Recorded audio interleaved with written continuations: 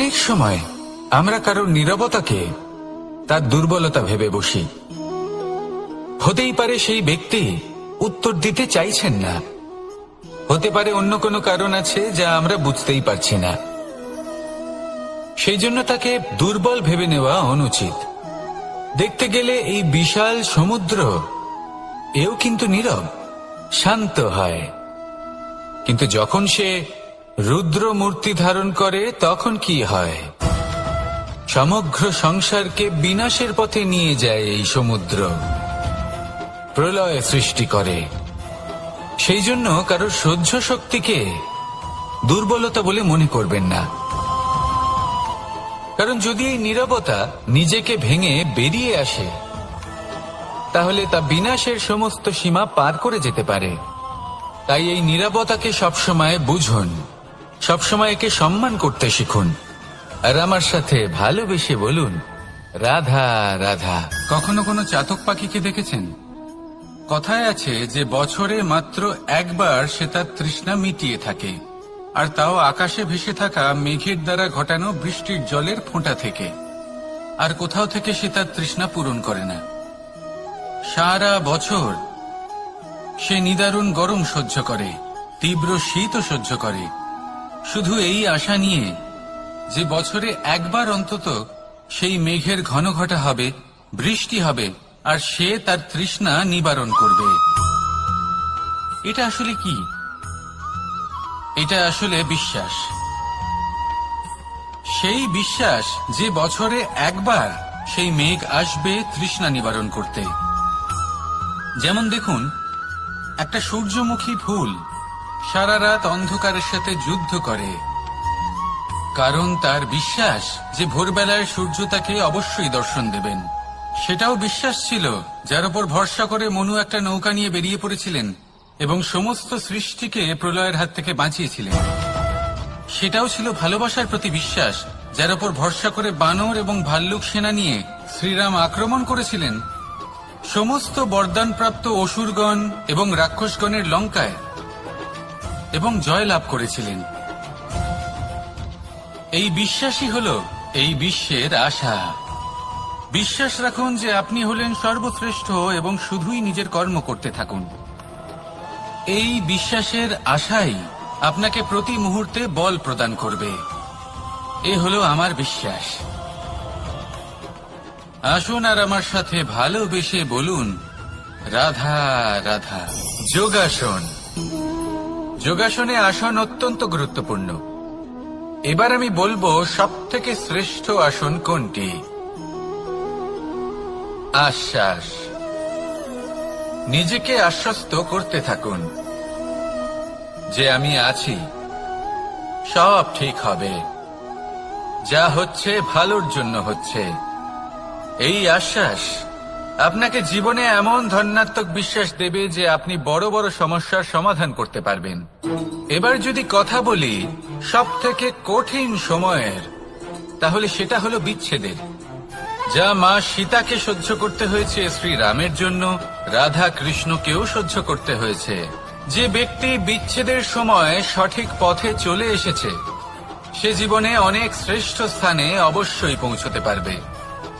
এবার যদি কথা বলি সবথেকে জরুরি এবং গুরুত্বপূর্ণ সময়ের, তাহলে সেটা হলো সংযোগ। সকলকে সাহায্য করতে থাকুন। আপনি অন্যদের সাহায্য করে তাদের যত আনন্দ দিতে পারবেন ততটাই আনন্দ আপনারও জীবনে অবশ্যই আসবে। আসুন আর আমার সাথে ভালোবেসে বলুন, রাধা রাধা। সংসারে সকলে উঁচুতে উঠতে চায়, কেউ নত হতে চায় না। সবাই এটা মনে করে যে নত হওয়ার অর্থ হলো তাদের আত্মসম্মান এবং অহংবোধের বিরুদ্ধাচরণ করা। তাদের মনে হয় যে যদি আমরা নত হই সংসার আমাদের দুর্বল মনে করবে, তাদের শৌর্য এবং তাদের ব্যক্তিত্বের অপমান হবে। কিন্তু এটা কি সত্যি? প্রত্যেকবার নত হওয়ার অর্থ কি সম্মানহানি হওয়া? কখনোই নয়। আপনি নিজের জীবনকেই দেখে নিন। আপনার কোনো অমূল্য জিনিস যদি নিচে পড়ে যায় তাহলে তাকে কিভাবে তোলেন? সেই বস্তুকে তোলার জন্য আপনাকে নত হতেই হবে। আপনি বড়দের আশীর্বাদ কিভাবে লাভ করেন? আপনি নত হয়ে তবেই তাদের আশীর্বাদ লাভ করতে পারেন, তাই না? ভেবে দেখুন, আপনি একটা পথে হাঁটছেন, আপনি দেখতে চাইছেন যে আপনি সঠিক পথে হাঁটছেন কিনা, পায়ের নিচে কাঁটা পড়ে আছে কিনা। কিভাবে দেখবেন? আপনাকে সেই মাথা নত করেই দেখতে হবে। এর অর্থ কি? অর্থ খুব সহজ। প্রত্যেকবার নত হওয়া অনুচিত নয়, সেটা কোনোভাবেই সম্মানহানি নয়। পরিস্থিতি অনুসারে এবং যেখানে প্রয়োজন আপনি নত হতে শিখে গেলে আপনি অনেক কিছুই লাভ করতে পারবেন। জ্ঞান, মান, গুণ, বিশ্বাস। সেই জন্য প্রয়োজন এবং পরিস্থিতি অনুসারে নত হতে শিখুন, এতে অনুচিত কিছুই নেই। আত্মসম্মান থাকা অত্যন্ত প্রয়োজনীয়, কিন্তু তা যেন কখনো অহংকারে পরিণত না হয়। এই বিষয়ে অবশ্যই নজর রাখবেন এবং আমার সাথে ভালোবেসে বলবেন, রাধা রাধা। আমাদের জীবনে অনেক ধরনের ব্যক্তি এসে থাকেন। কেউ কেউ আমাদের সাথে থেকে যান, কেউ আমাদের থেকে দূরে চলে যান। কেউ ভালো মানুষ হন, কেউ খারাপ মানুষ। কিন্তু আমরা সবসময় সেই সময়টাকে নিয়ে দুঃখ প্রকাশ করি যখন আমাদের জীবনে কোনো খারাপ ব্যক্তি প্রবেশ করেন। তারা আমাদের খারাপ অনুভূতি দেন, দুঃখ দেন, কষ্ট দেন। আমরা সবাই তাকে ভালো মন্দ কথা বলি। কিন্তু কেন?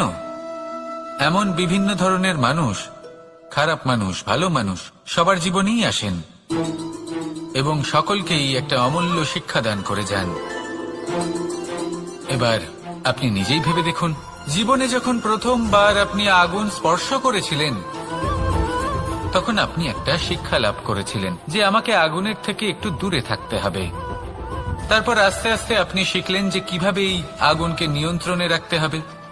তারপর আপনি শিখলেন যে কিভাবে নিজের জীবনে তাকে প্রয়োগ করতে হবে, তা সে অন্ধকারে প্রকাশ লাভ করার জন্য হোক বা খাবার বানানোর জন্য।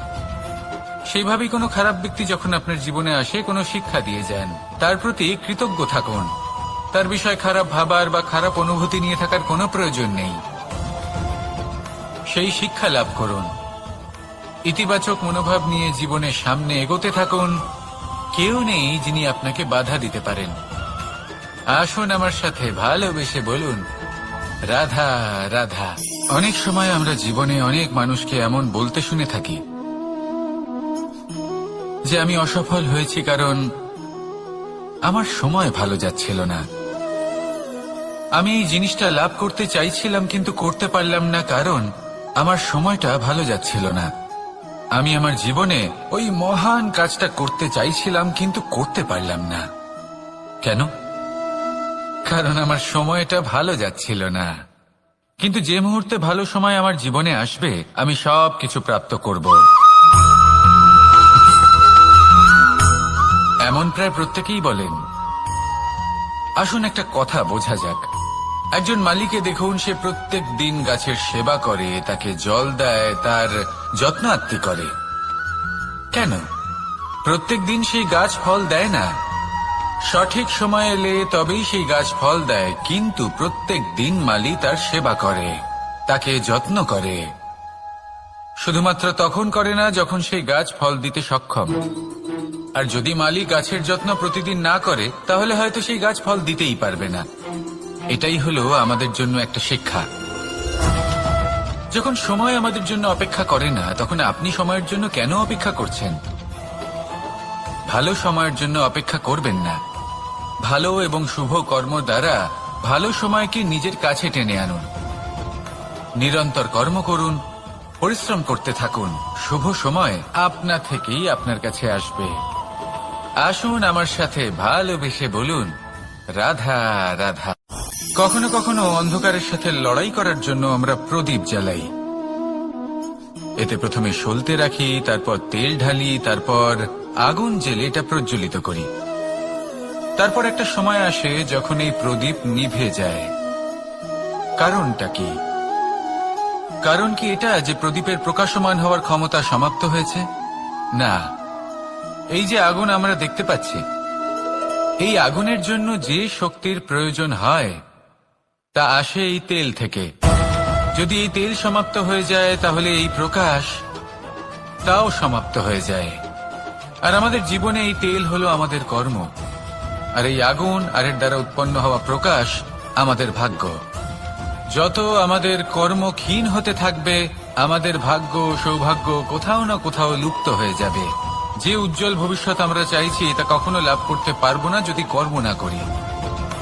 ঠিক যেমন তেল ছাড়া অগ্নি উৎপন্ন হয় না, তেমনি কর্ম ছাড়া সৌভাগ্য হয় না। আর যেমন কর্ম তেমন ভাগ্য। তাই সবসময় কর্ম করতে থাকুন, কর্ম করা থামাবেন না। আর আমার সাথে ভালোবেসে বলুন, রাধা রাধা। জীবনে তিনটি বিষয় আছে, তিনটি বস্তু আছে, তারা যেন আপনাকে কখনো বশে না করে নিতে পারে। প্রথম হলো ধন।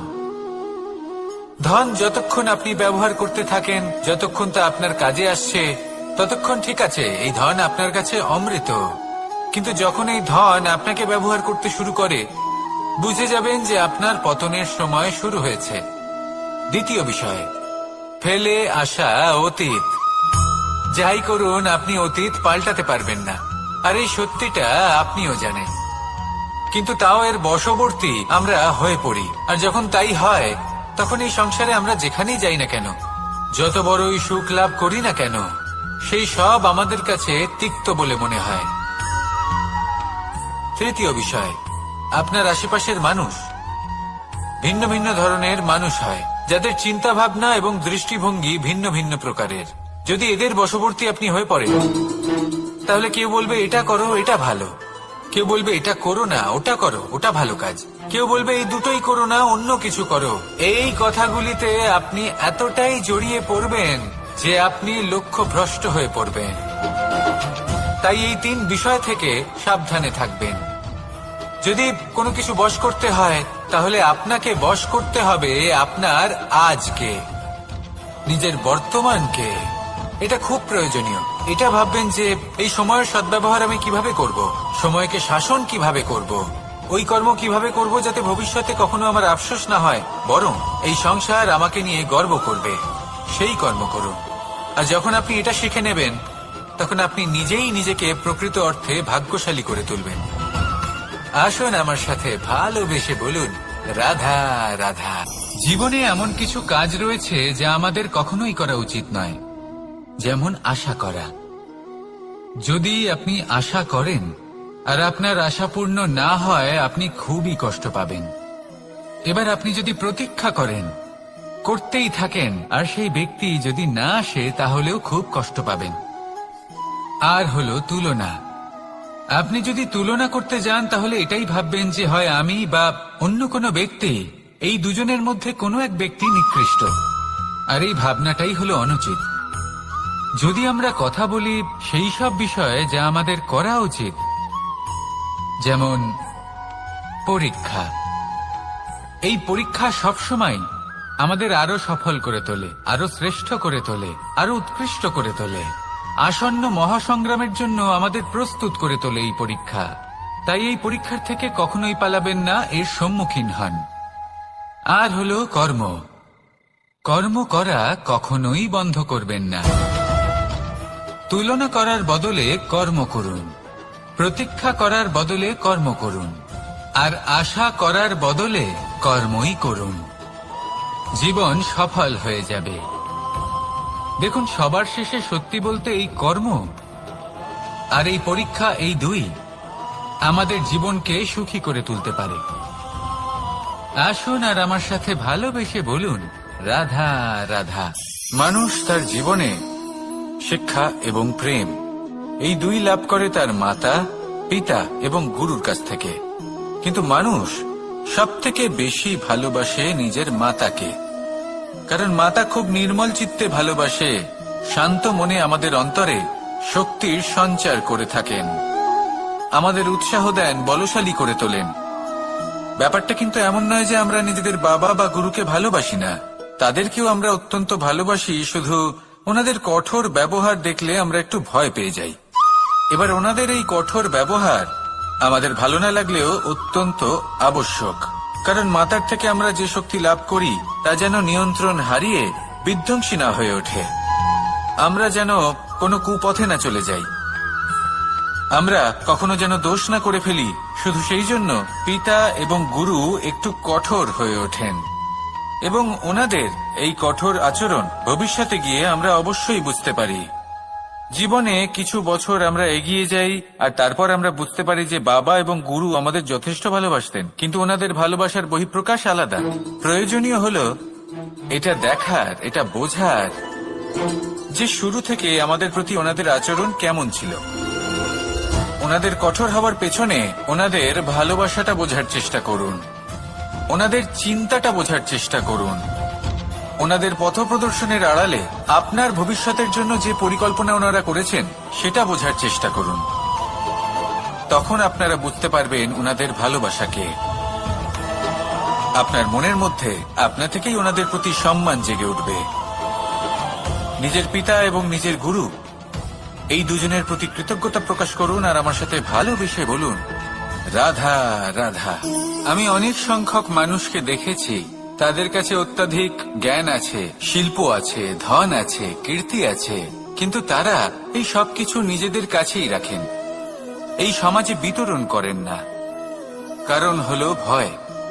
ওনাদের মনে হয় যে যদি আমি এই সবকিছু সমাজে বিতরণ করি তাহলে সমাজ আমার শিল্প হোক, ধন হোক, জ্ঞান হোক, কীর্তি হোক, সবকিছু চুরি করে নিয়ে যাবে আর তার বদলে আমি কিছুই পাবো না। এটা কিন্তু সত্য নয়। সত্য হলো এটাই যে যদি আপনি নিজেকে এই সংসারের প্রতি সমর্পিত করেন তাহলে এই সংসার আপনার প্রতিও সমর্পিত থাকবে। আপনি শুধু ধন, জ্ঞান, কীর্তি, সম্মান পাবেন তাই নয়, বরং এই সমাজ আপনাকে নিজের চোখে হারাবে, মনের মধ্যে স্থান দেবে। তাই এই ভয় ত্যাগ করে দেখুন কিভাবে এই সমাজ আপনাকে প্রেম সমর্পণ করে। আসুন আমার সাথে ভালোবেসে বলুন, রাধা রাধা। জীবন কিসের উপর নির্ভরশীল? ধনের ওপর, বৈভবের ওপর, নিঃশ্বাসের ওপর? না, এই জীবন নির্ভরশীল বিশ্বাসের ওপর। বিশ্বাস নিজের ওপর, বিশ্বাস আমাদের আপনজনের ওপর।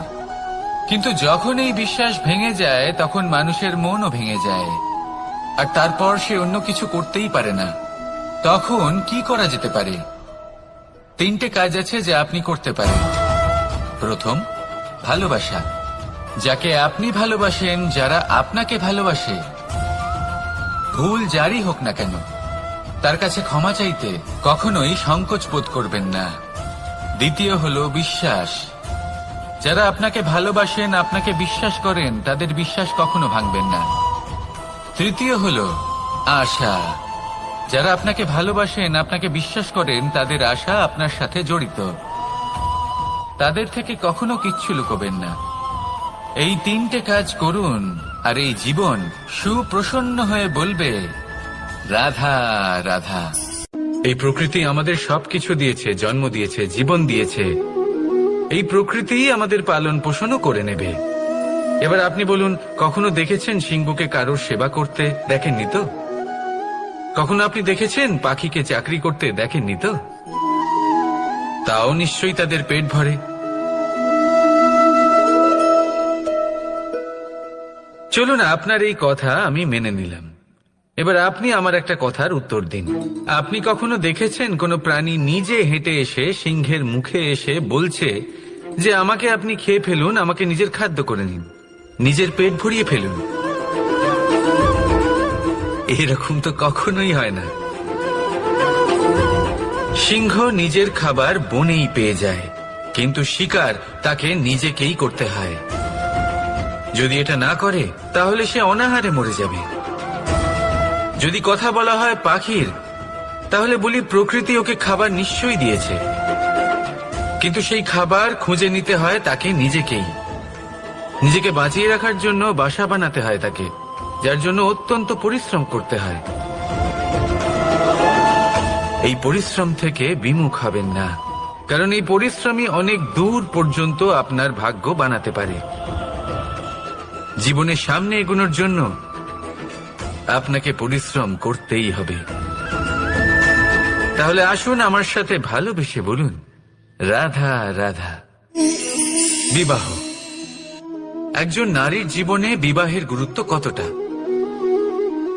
আসুন আমরা কথা বলি রুক্মিণীকে নিয়ে। একজন নারী যিনি পবিত্র মানসিকতা নিয়ে কাউকে ভালোবেসেছেন, তাকে বিয়ে করতে চেয়েছেন। এবার বিয়ে মানে কাউকে পাওয়া, মানে কারোর হাত ধরে আগামী সমস্ত জীবন তার সাথে কাটিয়ে দেওয়া। এবার আমার হাত ধরে রুক্মিণী বিয়ের সুখ তো নিশ্চয়ই পেয়েছে, কিন্তু ওর এই প্রেমের যাত্রা এর অন্ত হলো না, বরং তা শুরু হলো। এবার রুক্মিণীর জীবনে সেই অধ্যায় শুরু হয়ে গেছে যেখানে ওকে সেই মানুষকে বুঝতে হবে যার হাত ধরে সমস্ত জীবন অতিবাহিত করার সিদ্ধান্ত নিয়েছে সে। এবার এরকম একটা সময় প্রত্যেকের জীবনে এসে থাকে, প্রত্যেকের মানে আপনারও। আপনার জীবনেও এমন এক সময় আসবে, তার জন্য তৈরি থাকুন। নিজের মনে যা যা বিকার আছে তা কোথাও ত্যাগ করে আসুন, আর পরিশুদ্ধ ভালোবাসা দিয়ে, পবিত্র মন দিয়ে নিজের জীবন সাথীকে বোঝার চেষ্টা করুন, কোনো আশা না রেখে। যদি এরকম করতে পারেন তবেই কঠিন পরীক্ষায় উত্তীর্ণ হবেন, নয়তো নয়। রাধা রাধা। সমস্যা। এবারে বলুন, সমস্যা কার জীবনে নেই? প্রত্যেকের জীবনে সমস্যা থাকেই।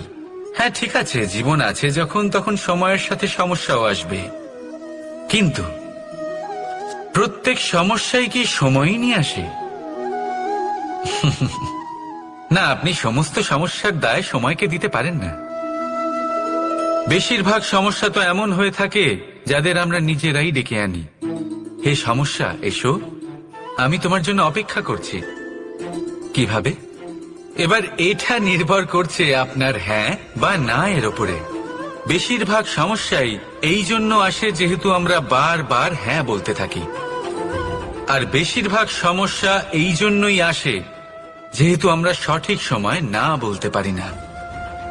সেই জন্য না ভেবে চিন্তে কোনো কথা বা কোনো প্রস্তাবের সমর্থন করলে তা আপনাকে খুব বড় বিপদে ফেলে দিতে পারে। সেইখানেই কখনো না না বলতে পারা তা আপনাকে তার থেকেও বড় বিপদে ফেলে দিতে পারে। তাই মনে রাখবেন, এই অত্যন্ত জরুরি শিক্ষা। সব সময় খুব ভেবে চিন্তেই হ্যাঁ বলবেন, আর দৃঢ়তার সাথে না বলবেন। আর বিশ্বাস করুন, আপনার জীবন অত্যন্ত সুখময় হয়ে যাবে। তাহলে আসুন আমার সাথে ভালোবেসে বলুন, রাধা রাধা। সাফল্য। সাফল্য এই পৃথিবীতে কে না পেতে চান? প্রত্যেক মানুষ চান যেন সাফল্য নিজে এসে তার কাছে ধরা দেয়। এবার সাফল্য তাদের কাছে এসে ধরা দেয় যারা নিজের পা ধরাতলে রেখে চলেন, যারা স্বপ্নের জগতে বিচরণ না করে বাস্তবের মাটিতে পা রেখে চলেন, এবং তাও দৃঢ়তার সাথে। সাফল্য তারা পান না যারা বাড়িতে বসে বসে শুধু স্বপ্ন দেখেন। তোর বড়ই সোজা। আমরা বস্তু বা অনুভূতিগুলিকে সেভাবে দেখি না যেরকম তা হয়ে থাকে। আমরা নিরন্তর চেষ্টা করেন যারা পরিশ্রম করেন আর নিজের এই জীবনকে অন্যের কাছে সফল করে দেখান। তাহলে সিদ্ধান্ত হলো আপনার। সফল সবাই হতে চান, স্বপ্ন সবাই সার্থক করতে চান। স্বপ্ন তখনই সার্থক হয় যখন পরিশ্রম করবেন, আর সাফল্য তখনই আপনার সাথে থাকবে যতক্ষণ আপনি বিনম্র থাকবেন। তাহলে আসুন আমার সাথে ভালোবেসে বলুন, রাধা রাধা। এই পুষ্প দেখতে পাচ্ছেন আপনি? কি সুন্দর এই পুষ্প। সবাই চায় এরকম কোনো এক পুষ্প সে নিজের করে নেবে, নিজের কাছে রাখবে। এবার ভাবুন, এই পুষ্প যে সম্মান পায় তা কিসের জন্য পায়? শুধু কি তাকে সুন্দর দেখতে বলে? আসুন আপনাকে একটা কথা বোঝাই। এই ফুল যখন গাছে থাকে তখন এই রূপ আমাদের আকর্ষণ করে। এই ফুল দিয়ে যদি আপনি মালা বানান, কোনো মূর্তিতে দেন, তাহলে তা সম্মানের নিদর্শন হয়। এবার এই ফুলই যদি আপনি বিছানাতে ছড়িয়ে দেন, তাহলে সেই দৃশ্য দেখে সেই সুবাসে আপনার মন পুলকিত হয়ে ওঠে। কিন্তু ভাবুন, এই পুষ্পই যদি আপনি চিতায় সাজান, তাহলে এই পুষ্পকে আর কেউ সম্মান করে না। এ কিরকম কথা? সেই একই পুষ্প এক পরিস্থিতিতে সম্মান পাচ্ছে, এক পরিস্থিতিতে নয়। কেন? কারণ এতেই লুকিয়ে রয়েছে একটা গুরুত্বপূর্ণ শিক্ষা। এর সারমর্ম হলো এটাই যে এই সম্মান ব্যক্তি বা বস্তুকে করা হয় না, সম্মান করা হয় সময় এবং পরিস্থিতিকে। এবার এই যে সময়, তা কখনোই আমাদের বশে থাকে না, আমাদের বশে থাকে পরিস্থিতি। আমাদের পরিস্থিতি কেমন হবে তার সিদ্ধান্ত স্বয়ং আমরাই নিই, আর যেরকম আমাদের পরিস্থিতি হবে সেরকমই আমাদের সম্মান করা হবে। তাহলে আসুন আমার সাথে ভালোবেসে বলুন, রাধা রাধা। সংসারে নিয়তি অনেক কিছু নির্ধারণ করে, যেমন প্রত্যেকটি জিনিসের সীমারেখা। শরীরের মধ্যে থাকা জল, তার মাত্রাও এই নিয়তি নির্ধারিত করে রেখেছে। কি করে? দেখুন, যদি সঠিক সময়ে আপনি পরিশ্রম করে নিজের ঘাম না ঝরান, তাহলে কিছু সময় পরে আপনার চোখের জল অবশ্যই ঝরবে। কারণ সবকিছু যদি ভাগ্যের জোরে পেয়ে যাওয়া যায়, তাকে কর্মের দ্বারা সামলে রাখতে হয়। যদি পরিশ্রম করতে থাকেন, তাহলে যা পেয়েছেন তা সামলে রাখতে পারবেন, আর যা যা আপনি পেতে চান তা অবশ্যই পাবেন। কিন্তু যদি পরিশ্রমের থেকে দূরে থাকেন, তাহলে যা পেয়েছেন তা তো হারিয়ে ফেলবেনই, আর যা পেতে চান তার তো কোনো প্রশ্নই ওঠে না, আর বয়ে যাবে শুধুমাত্র অশ্রু। এবার সিদ্ধান্ত আপনার। কি ঝরাতে চাইবেন আপনি? ঘাম নাকি অশ্রু? রাধা রাধা। কখনো প্রদীপ জ্বালাতে গিয়ে আপনার হাত পুড়ে গেছে? একবার মনে করে দেখুন সেই অনুভূতি। এক্ষুনি মনের মধ্যে যন্ত্রণার এক অনুভূতি বয়ে যাবে। কখনো হাঁটতে হাঁটতে পায়ে কাঁটা ফুটে গেছে? মনে করুন, এক্ষুনি মনের মধ্যে যন্ত্রণার এক অনুভূতি বয়ে যাবে। এরকম কেন হয়ে থাকে? কষ্ট তো শুধু তখন হয়েছিল, কিন্তু যদি আজ মনে করেন তাহলে সেই যন্ত্রণা আপনার মনে মাথায় থেকেই যায়। এরকম কেন হয়ে থাকে যে জীবনে যখনই আমরা যন্ত্রণার অনুভব করি, তারপর আমরা সেই যন্ত্রণা নিজের সাথে বহন করে নিয়ে চলি? কারণ হলো একটাই, চিন্তা। কোনো যন্ত্রণাই এতটা কষ্ট আমাদের দেয় না যতটা কষ্ট এই চিন্তা দেয়। তাহলে এই চিন্তা ত্যাগ করুন, আর ভাবুন যে কিভাবে নিজেকে সবসময় আনন্দে রাখা যায়। আর অতীতকাল এবং ভবিষ্যতের চিন্তা ছেড়ে দিন, এই বিষয়ে ভাবাই ছেড়ে দিন। শুধুমাত্র এটা ভেবে নিন যে আজ আমায় নিজেকে আনন্দে রাখতে হবে, যে করেই হোক। এটা করা শুরু করে দিন।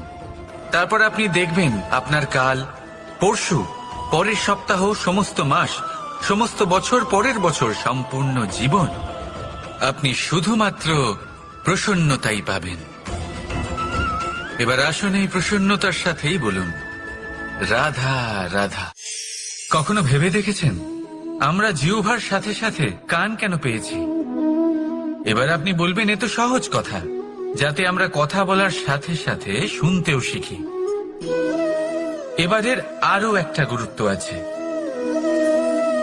আগে আমাকে বলুন, নিজের প্রশংসা শুনতে কার না ভালো লাগে? সবারই ভালো লাগে। এটাই হলো মূল কথা। যদি এই কান দিয়ে আপনি নিজের প্রশংসা শুনতে চান, তাহলে সর্বপ্রথম এই জিহ্বা দিয়ে অন্যের প্রশংসা করতে শিখুন। এবার প্রশংসার বিষয়ে একটা অত্যন্ত গুরুত্বপূর্ণ কথা আপনাদের বলি। কখনো যদি কারোর প্রশংসা আপনি করেন, তাহলে সবার আগে সেই ব্যক্তির উৎসাহ বেড়ে যায়, আর তারপর নিজে যদি ভেবে দেখেন, তাহলে নিজের মনেও সন্তুষ্টি আর প্রশান্তি চলে আসে। আর একবার যদি এই মন প্রশান্তিতে ভরে যায়, তারপরে কেউ প্রশংসা করুক বা না করুক, কিচ্ছু যায় আসে না। সেই জন্য সবসময় অন্যের সম্মান করবেন, স্নেহ করবেন, প্রশংসা করবেন, সুখ ভাগ করে নেবেন। যার মধ্যে যেটা ভালো আছে তা বলুন, তাকে মনে করান তিনিও ভালো, তার উৎসাহ বাড়িয়ে তুলুন। তিনি জীবনে সামনে এগোবেন, আর এই ব্রহ্মাণ্ড আপনাকে কখনো পিছিয়ে থাকতে দেবে না। রাধা রাধা। সত্য এবং অসত্য দুটোর মধ্যে পার্থক্য কি আছে? পার্থক্য হলো অ অক্ষরটার। এবার অ দিয়ে হতে পারে আরম্ভ, অ দিয়ে হতে পারে অন্ত। সত্য হলো সেটা যেখানে সমস্ত পথের আরম্ভ হয়, অসত্য সেটা যেখানে সমস্ত পথের শেষ হয়। এবার এরা চলতে হয়তো পারে না, কিন্তু তাও ছাপ রেখেই যায়। সত্য সেই ছাপ রেখে যায় যা একটা উজ্জ্বল উৎকৃষ্ট উদাহরণ হতে পারে, আর অসত্য সেই উদাহরণ তৈরি করে যা একটা কলঙ্কিত ইতিহাস তৈরি করে। এখন আপনি আগামী সময়ের জন্য কেমন ছাপ রেখে যাবেন, এই সিদ্ধান্ত পুরোপুরি আপনার। রাধা রাধা। সত্য এবং অসত্য দুটোর মধ্যে পার্থক্য কি আছে? পার্থক্য হলো অ অক্ষরটার। এবার অ দিয়ে হতে পারে আরম্ভ, অ দিয়ে হতে পারে অন্ত। সত্য হলো সেটা যেখানে সমস্ত পথের আরম্ভ হয়, অসত্য সেটা যেখানে সমস্ত পথের শেষ হয়। এবার এরা চলতে হয়তো পারে না, কিন্তু তাও ছাপ রেখেই যায়। সত্য সেই ছাপ রেখে যায় যা একটা উজ্জ্বল উৎকৃষ্ট উদাহরণ হতে পারে, আর অসত্য সেই উদাহরণ তৈরি করে যা একটা কলঙ্কিত ইতিহাস তৈরি করে। এখন আপনি আগামী সময়ের জন্য কেমন ছাপ রেখে যাবেন, এই সিদ্ধান্ত পুরোপুরি আপনার। রাধা রাধা। চলুন একটা প্রশ্ন করি। কোন মানুষকে জিজ্ঞাসা করবেন যে সে মূর্খ, অলস, বিবেকহীন, অসফল এইসব বিশেষণ দিয়ে নিজেকে পরিচিত করতে চাইবে? না। কাউকে জিজ্ঞাসা করুন আপনি কি মূর্খ? না। আপনি কি অসফল হয়েছেন? না। আপনি কি বিবেকহীন? না। এবার বলুন আপনি জীবনে মূর্খ বিবেকহীন হবার জন্য কোনো ভালো পরিকল্পনা বানিয়েছেন? উত্তর পাবেন না। কারণ কোনো পরিকল্পনা বানানো হয় না যাতে আপনি মূর্খ বা অসফল হন। মানুষ মূর্খ বা অসফল তখন হন যখন কোনো পরিকল্পনাই থাকে না। দেখুন, একটাই ছোট জীবন, তাকে স্থির করুন যাতে অনেক বেশি সংখ্যক মানুষকে আপনি জুড়ে রাখতে পারেন, অনেক বেশি শান্তি পেতে পারেন, অধিকতর সাফল্য লাভ করতে পারেন, বেশিরভাগ মানুষের পথপ্রদর্শক হয়ে তাদের মঙ্গল করতে পারেন। অসফল হয়ে বাড়িতে বসে থাকার চেয়ে ভালো হলো যে আপনি একটা পরিকল্পনা করে অসফল হন, কারণ তখন আপনার কাছে আরো একটা বিকল্প থাকবে, একটা নতুন পরিকল্পনা বানানোর, তাকে সার্থক করার। কারণ এমন কোন পরিকল্পনা তো অবশ্যই থাকবে যা আপনাকে আপনার লক্ষ্যে পৌঁছে দেবে, তাই তো? রাধা রাধা। সূর্য কারোর জন্য হলেন শক্তিদাতা ঈশ্বর, আবার কোনো প্যাঁচার জন্য হলো চোখ বন্ধ করে দেওয়ার মতো তীব্র আলো। নদী কারোর জন্য হলো তৃষ্ণা মেটানোর স্রোত, আবার কারোর জন্য বন্যারূপী বিনাশকারী আশঙ্কা। সাগর কারোর জন্য হলো নোনা জলের ভান্ডার, আবার কারোর জন্য অগন্তি প্রাণী জগতের সম্ভার। প্রশ্ন হলো প্রত্যেক ব্যক্তির জন্য প্রত্যেক অনুভূতি বা বস্তুর সারমর্ম আলাদা কেন হয়ে থাকে? যা কারোর জন্য হলো বিষ তা অন্য কারোর জন্য অমৃত কেন? যা কারোর জন্য অমৃত তা অন্যের জন্য বিষ কেন? উত্তর বড়ই সোজা। আমরা বস্তু বা অনুভূতিগুলিকে সেভাবে দেখি না যেরকম তা হয়ে থাকে। আমরা বস্তু বা অনুভূতিকে সেভাবে দেখি যেরকম আমরা হয়ে থাকি। এবার এর উপায় কি হতে পারে? নিজেকে পরিশুদ্ধ করুন, সবকিছুই শুদ্ধ হবে। রাধা রাধা। প্রেম, ঘৃণা, এই দুই হলো একই শব্দ। কিভাবে? দেখুন না, দুটোতেই 2.5 অক্ষর রয়েছে। দুটোই হলো সেই অনুভূতি যা আমাদের মনের সাথে জড়িত, আর এই দুই অনুভূতির সাথেই জড়িত মানুষ আমাদের জন্য গুরুত্বপূর্ণ। পার্থক্য শুধু এটাই যে প্রেম পায় সম্মান আর ঘৃণাকে করা হয় অবজ্ঞা। এরকম কেন? কারণ প্রেম হলো সেই অনুভূতি যেখানে মানুষ সবকিছু দিয়ে দিতে চায়, সবকিছু লুটিয়ে দিতে চায়। সেখানে ঘৃণা হলো এমন অনুভূতি যেখানে মানুষ সবকিছু কেড়ে নিতে চায়, সবকিছু জিতে নিতে চায়। তাও প্রেমের অনুভূতি কখনো আপনাকে হারতে দেয় না, আর ঘৃণার অনুভূতি কখনো আপনাকে জিততে দেয় না। এবার কি করবেন আপনি? একটাই জীবন, ঘৃণার সাথে বাঁচবেন নাকি প্রেমের সাথে? আমি তো প্রেমকেই চয়ন করব। রাধা রাধা।